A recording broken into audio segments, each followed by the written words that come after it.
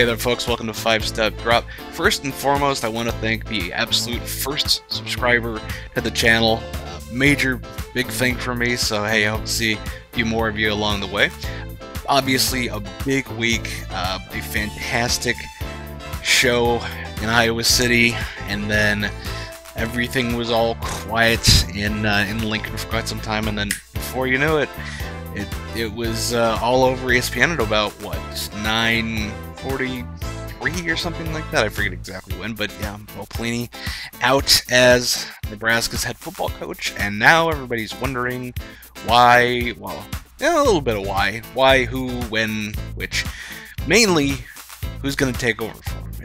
Is it going to be a home run hire? Is it going to be a Callahan too? But personally, my answer to that second question is no. Enough of that. We'll go into that a little bit more as the show goes on. But I do want to have a little bit of a public service announcement here. There have been a number of people who have been tweeting at players who've been getting on Instagram, social media in general. If you are one of those people, stop. If you are not one of those people, do not tweet at players. Do not get on players' Instagram accounts and talk smack to them or say nasty things to them. They're going through a very emotional period right now where they've essentially lost a father figure. And I can't speak for 100+ young men, but there are obviously a number of people out there, and ex-Huskers who liked Bo a lot.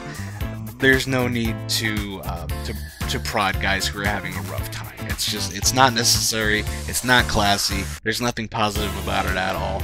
And it's lame.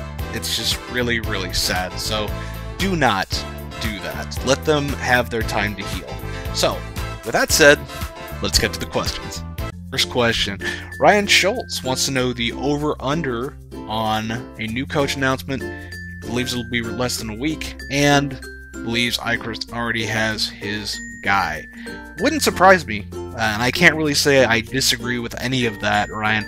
I give it in as an over-under, maybe 8.5 days, and I think I might be a little bit generous there. I think that this is lined up in the fact that Sean, again, is a former lawyer. I know a lot of people have said that again and again, but it does need to be stressed. I have quite a few friends who are lawyers, not because of anything bad that happened, and not in the ambulance chases either. These are guys that are very calculating. They have a formula for everything, and I believe that Sean is one of those types of people that has that type of personality.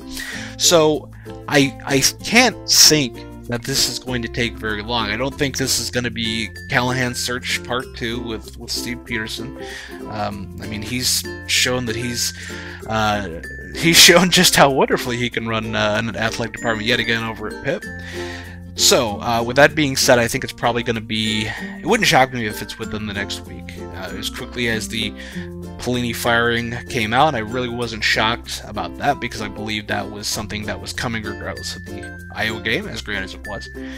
I think a hiring, it could be a week. It really wouldn't shock me. So don't let it shock you guys. If it comes up and you're just sitting idly by, just kind of, you know, having a cup of coffee or having a pop, and just all of a sudden, bang! Such and such is the new head coach. So, I would say, be ready for it. Be ready for it any day. Okay, next up we've got Husker Walk-On, who wants to know, should Eichhorst insist that any or some assistants should remain on staff? And the answer is absolutely not. You don't want to have a guy come in and say, oh yeah, by the way, okay, got a good contract here for you, plenty, you know, private plane, all kinds of recruiting stuff. Oh, by the way, you must retain, etc., etc., etc. That level of micromanaging off the bat is a sure way to get a guy saying, what? Why did I come here again? This guy has to come in knowing that this is his program. As it's been with Bo for the past several years, or as it was, sorry, past tense, it was his program. He had his guys. He was recruiting his players. The new individual that's going to coach has to feel the exact same way from day one. No question. Now, that being said, if I were Sean Eichhorst, I wouldn't mind having the guys that I feel would be worth retaining, but what I would present them as is these are individuals that I believe have good characteristics that can help you on the recruiting trail, etc., etc. Something to consider. Do you have to keep them? Absolutely not, because likely the new guy has already made phone calls. Oh, you know, offensive coordinator, defense coordinator, I want you to coach the secondary, so on and so forth. Now, if he has looked at somebody else in Nebraska staff, likely has happened by now, by the way, that's totally fine. But an insistence or saying you must do this, no, that would be horrible. That would be a horrific way to start things. So, absolutely not. I don't think he should. He should do it, and in fact, I know he won't do it. Oh, this is a good one, and people have asked me variations of this, so I'm glad this one came in. Travis Hawkinson wants to know, well, he states, we know there will be transfers, but how many recruits are we going to lose over this? What coaches, if any, should be kept? Well, we talked about that. What coaches, if any, that's not my job. And honestly, I think there are some guys that should be considered, but I'm not going to name names. I don't think that's appropriate, so I'm just going to push that off to the side. As far as transfers, quite possibly. But as far as recruits, transferring and recruits are pretty much in the same bag. You know, right now we saw some decommitments right out of the gate. Totally understandable. The new staff's job is to go re-recruit. And that's not just guys on the recruiting trail that have decommitted, that's also potential transfers. The good news is this. Nebraska has 32 official visits left. That is a lot. It's a lot. Nebraska's only used 24, so they have more than half of their official visits. And we've only just entered December.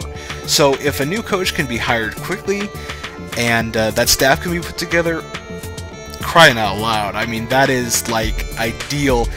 And especially for a small class. Nebraska was going to have a smaller class to begin with. I anticipate that to still be the case. So, considering that, it's not as bad of a situation as folks may think. And your question, you know, obviously you might have that thought. I assume you did. You asked the question. So, I don't think it's going to be that big of a deal as people are making it out to be. I guess it really too depends on who comes in and what their track record is as far as recruiting. So the options are on the table as far as, well, the resources too are on the table as far as bringing guys back in to the fold and bringing even better recruits back in, because obviously there were some spots open to begin with. So I believe all the resources are there. It's up to the new guy to do his job, part of which is recruiting, and of course his staff as well.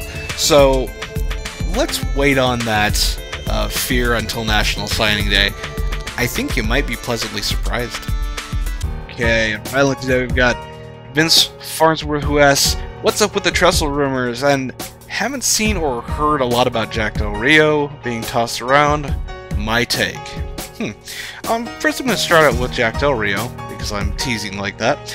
I don't really see anything about Jack that makes me think he would be a good fit for Nebraska. I mean, one thing I will say right off the bat, I like that he was one of the 2 NFL coaches that wore a suit on the sideline briefly. I like that. I kind of dig that, wearing a nice suit on the sideline, especially. I mean, if you can pull off that suit, it's like a Mike Rozier kind of thing. You know, you come out, show a little clash, a little bit of stop. But aside from that, just with the extreme NFL background, I mean, that's great and all, but I don't think he would fit in well with what Nebraska is trying to do. Now, what everybody and their brother is talking about, Jim Tressel to Nebraska, and people say, no, it wouldn't happen, show clause, show clause, show clause. I wouldn't be so sure about that. As a matter of fact, I could very easily see Jim Tressel in scarlet and cream as opposed to scarlet and gray. And I know a lot of Buckeyes that are saying, no, heavens no, well, about that. the fact of the matter is, the show clause is not that big of a thing. And as a matter of fact, it would be something that if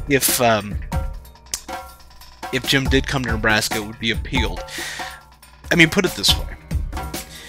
If Penn State and all of the junk that was surrounding that scandal in and of itself, if you're telling me that that whole thing, you know, that doled out punishment, thinking, I mean, with this, that program's dead, you know, essentially the death penalty, and then they say, oh, it's too much, let's rein that back a little bit. As a matter of fact, it was a lot.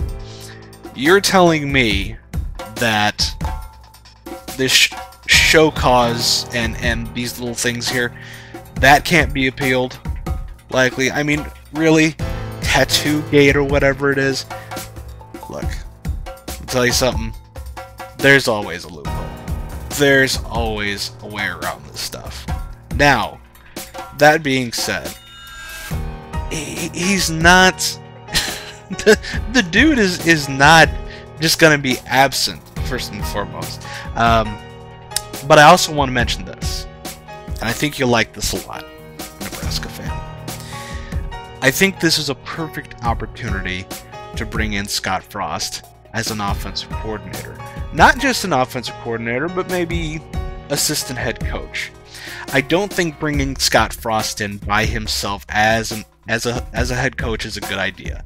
We've just seen what bringing in a coordinator for their first head coach gig, how that goes. Now, would that be exactly how Scott's head coaching career would begin? I don't know. I have no idea. But if it was me, if I'm making the call, if I'm Sean Eichhorst, I wouldn't. But I would definitely put him in a position to be groomed by Jim Tressel for a few years, and then have the opportunity to step up and take over. And people will say, and people have already said this to me because I put it out there, say, oh, what about the whole Will Muschamp at Texas State? Totally not the same thing. This is a situation where Scott Frost wants to be in Nebraska. He wants to coach Nebraska. He wants that head coaching job. Perfect opportunity. Jim Tressel comes in. He knows the lay of the land. And you're telling me that you wouldn't like to see Jim Tressel go up against Urban Meyer? Really? Really? I don't believe you if you say no. But this is a dude, he's got the record. You can't argue with what he's done. He's got the rings. He's got a national championship under his belt. He went, you know, everything he did at Youngstown State. I mean, if players see Jim Tressel walk in, they're going to take notice and they're going to say, we're going to win ourselves some championships. So, yeah, at this point in time, they are rumors. I don't have anything concrete. However, I don't think it's as unlikely as a lot of people are thinking about.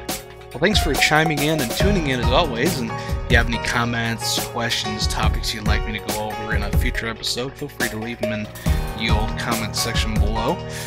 In the meantime, feel free to follow me on Twitter, like the Facebook page, check out the website.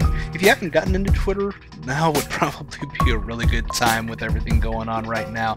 There's a lot of great accounts out there besides myself. I'd like to think I'm a great account anyway. But in the meantime, take care, stay safe.